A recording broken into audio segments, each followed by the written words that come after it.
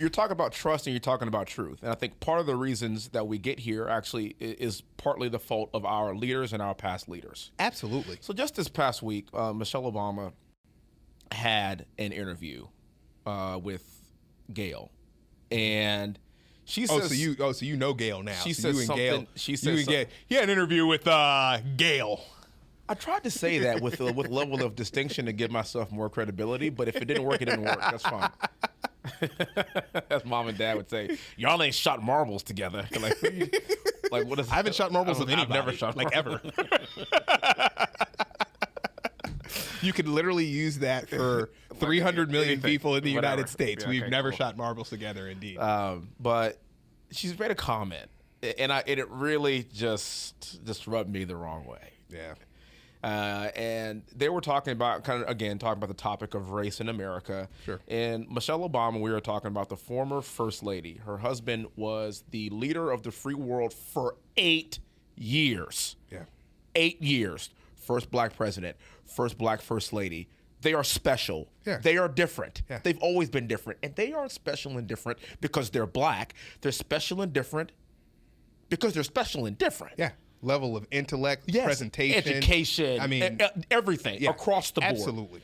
So they get in a conversation, and Michelle Obama starts talking about how now that her girls are driving, she is fearful of them getting in vehicles because of if somebody sees the back of their heads and they don't know who they are, she's fearful of them getting in vehicles and driving.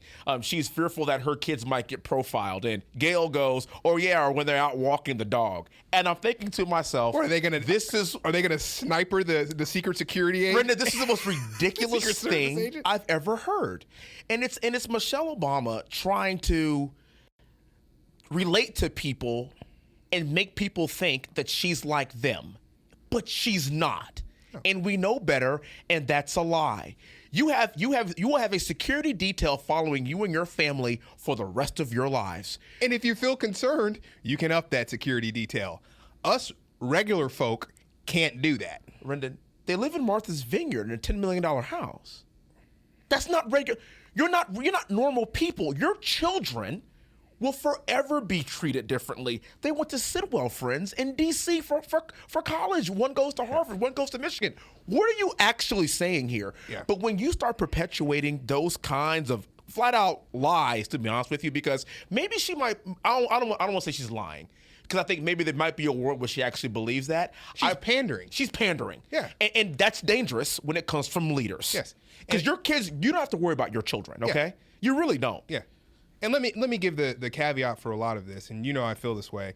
When I was a White House fellow, I had the pleasure of getting to sit down with a small group with Michelle Obama, and I have a tremendous level of respect for her level of presentation, her level of intelligence, a tremendous level of respect for her.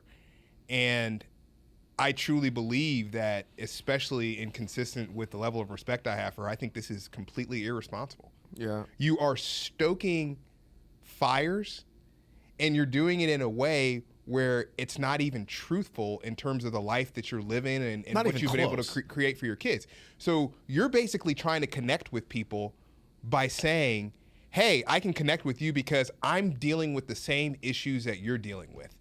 And quite frankly, you're not. You're not. Right? And it's okay. And that's not only is it okay, you've earned the right not to put up with the normal the normal issues. You've earned it.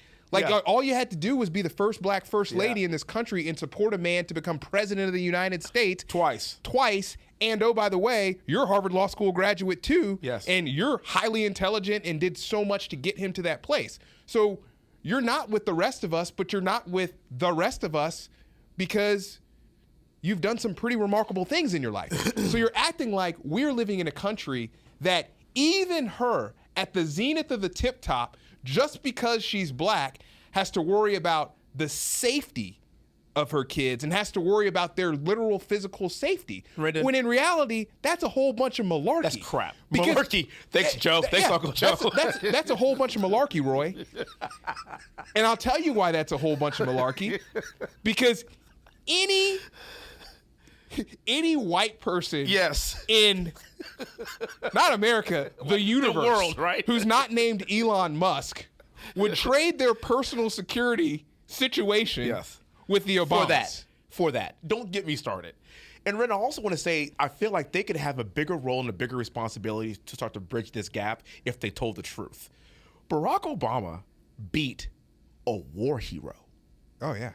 Wait, first, he beat today probably one of the most powerful Democrat duos we've seen in history ever. And the Clintons. Not probably. Who's more powerful? Yes, okay. A Secretary of State and a president. And a president. And a first lady. Family. And a senator in the same family.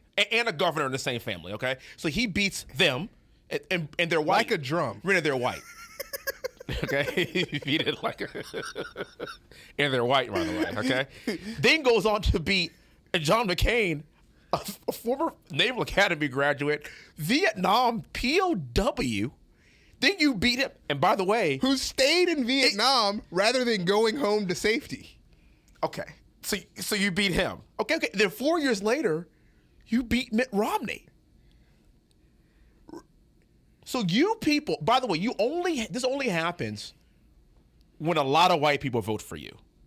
And a lot of white people support you and your agenda. That's the way the numbers work in this country. That this is called math. You don't win with just the 14% black vote. No, that's impossible. Yeah. Okay, you get what I'm saying? Yeah. You can't. See, you can't do it. Yeah. It's absolutely impossible to win with just the black vote, which means that you had a substantial number of other races voting for you as well. Who believed in you. Yeah. And so they voted you over the white woman and the two white men. And you're really concerned. And we have no progress in this country. Talk about progress. This is Jim Crow. We have no progress in this country. We're to Sasha and Malia right now. You want to know what their biggest problem is going to be when they have their kids? Man, a good old pair these days are really hard to find. Like, seriously? That Tiffany's rattle, they don't make them anymore? Oh my gosh. Like... If we're really complaining and making these arguments when you made this much progress and like... Here's what's different about people like us. You can say that, and I don't say that to put them down. I'm like, good on them. Good on them. You made it. It's called capitalism, That's Rendon. Great. It's called America. Hey. I don't want to put a cap on your success. Touchdown. I don't want to put a cap on how... But when you score a touchdown, don't sit there and complain to me about, this touchdown's only 6 points. Wesley, you scored a touchdown. One of my favorite things that I've ever heard, I used to love, and we both love Deion Sanders. I think he is one of the most remarkable athletes in the history of sports. I still love Deion I Sanders. love prime time, okay? And there were two things that he said. You can't stop. What do you say? You can't stop. Oh, I'm getting there. Okay. I'm getting there. You're getting there. Okay. I'm getting there. Okay. I'm not gonna mess it up. Go ahead. After he got hurt. After he got hurt and he was nursing, I think it was a hamstring injury, and he was in a press conference. They asked, "Hey, Deion, when are you gonna come back?" He said, "You can't rush wine, and you certainly can't rush prime." Incredible. And then the second can't rush wine. The second thing that he said, and you certainly can't rush prime. Can't rush prime. The second thing that he said that I thought was just incredible. People were giving him a hard time for dancing in the end zone, showboating, bravado. People were giving him a hard time for that. And he said, and I'll paraphrase this, he said, if you don't want me to dance in your end zone, don't let me get there. Whoa.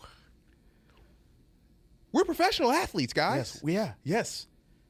We're professional athletes. If you don't want me dancing in the end zone, don't want me dancing in the end zone, don't let me get the end zone. Hey, tackle me, man. Yeah, it's up to you. Put some more work in the offseason. That's up to you. And it's even, you see it in baseball now, these young guys with the bravado, the bat flips and all this stuff. If you don't want Let me to bat tell you flipping, what, I love that stuff. I like it all. Like, and people are like, because really what it comes. Speaking of bat flips, remember Joey Bats? Yes. Joey Bats' flip in Toronto. It's the greatest bat flip I've ever seen in my entire life. It's incredible. I'm still waiting for the bat to come down. As a side note, go ahead, continue. I'm still waiting for the bat to come down. But and the irony of it is, because I was asked this question the other day, if how do you feel about your kids watching that? Would you want your kids to throw bats and blah blah blah blah? And I'm like, if my kids are so influenced by what they're watching and they're more influenced by the influence that I have on them in their houses and in our house, and they do that, then that's a knock on me as a parent. Oh my gosh. That's personal responsibility. Are you talking about personal responsibility again? Yeah. Oh, so you're not talking about blaming other people for your children's behavior? No. Well, he watched that, so he flips a bat now. So that's it. So he watched that's that. it. Oh, and okay. here's the thing. Like, look. I mean, these are behaviors that we're emulating. Look, my 4-year-old isn't going up to the mound with Lil Wayne and 15 chains on his neck either, right? But I got a feeling Right Tuve, by the way. Right Tuve, one of these days. His name is Right, but he goes by Right Tuve. He's right, and he's left-handed. It's just the irony of life. Yeah, the irony of life. Yeah. But it's this whole idea of, yes, there is a line between confidence and cocky. Absolutely, there is a line there. But at the same time, too, it's fine I don't have a problem with the way that other people who are victorious choose to celebrate their victories. Mm-hmm. Mm-hmm. I might not ever drive a Lamborghini Diablo, but if somebody makes that kind of cash and that's what they want to buy and that's how they want to show. Did you say Diablo? Diablo. Dude, how dated Rendon, we're way past Countach, I'm sorry. Whoa, all white. Whoa, two of them. Whoa. We're way need a beyond slow Diablo. motion video. I'm going back to when I actually cared about cars. Whatever. One of them cars, Diablo, right? We're going back to the 90s. Yeah, that's when I actually cared about it, right? But it's kind of if somebody chooses to do that with what they get, great, awesome, cool. Yeah. Like I'm happy for you. I'm happy that makes you happy. But once again, don't drive around in a Lamborghini Diablo. Yeah, I said it. Don't drive around in that and have a quarter tank of gas in the new E-Class. Yeah. Like, I don't want to hear you talking about... That's a Big Timers reference. Yeah, it's a Big Timers reference. That's a Big Timers reference. I don't want to hear about you talking about gas prices, man. Gator boots. With a pimped out Gucci suit.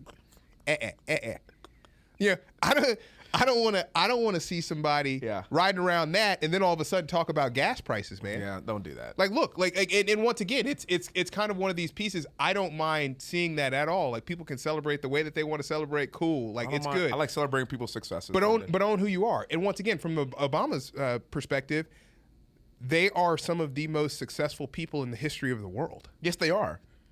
Yes, they are. They've made it. Yeah. But do not sit here with Oprah and Gayle, and by the way, that triumvirate, and try to tell me that y'all are regular people. Yeah. Because you're not. Yeah. And by the way, own that. And then I would argue this: how do you educate people to get to your level of success? Yes. There's a responsibility there. How do you do that? But by telling them that your children that are followed by the Secret Service for the rest of their lives everywhere they go, that you're concerned about their safety, is malarkey. Yeah.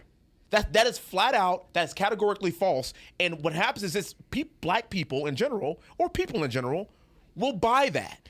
And the irresponsible part of it, Wesley, is even the former president, the Obamas, see this from a race perspective in our country. It must be much worse than I ever imagined it to be. Yes.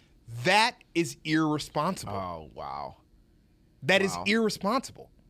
Wow. Because do we have issues? Yes, we have issues. But when you are the most successful black people in the history of this country, and you're saying, yeah, you know what? It's really bad out there. It's bad out there for me too. That's not true. And it's like, what? That's not true. That's categorically false. Yeah.